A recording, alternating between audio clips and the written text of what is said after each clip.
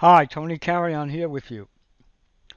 Last month we had evidence for considering the second wave correction in Bitcoin ended, and that a newly emerging rally towards new recovery highs had gotten underway.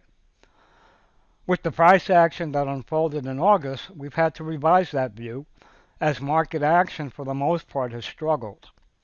In fact, it wouldn't be out of place to say a funk appears to have settled over the crypto markets, where rallies tend to get sold.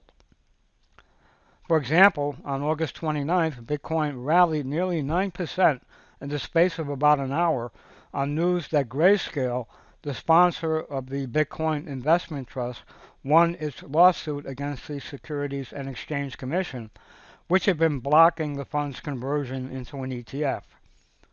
This would normally be very bullish news for the crypto market, but by the next day, Bitcoin shed 50% of its gains. This type of price action has become somewhat typical over what I call this funk period.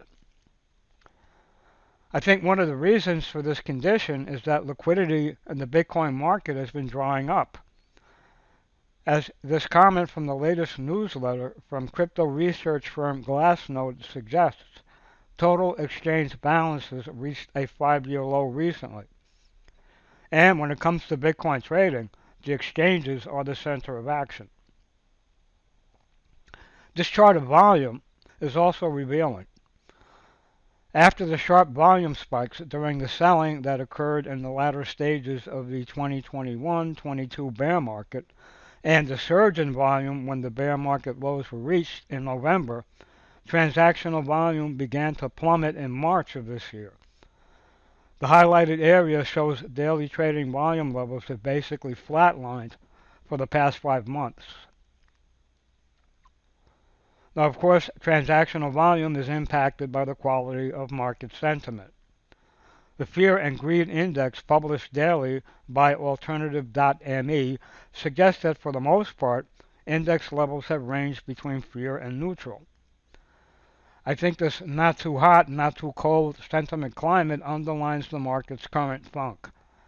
The market isn't so excessively optimistic to produce a major decline, nor is it so bearish as to produce a bullish inflection point. As far as my research goes, this condition is somewhat unprecedented in Bitcoin's trading historically.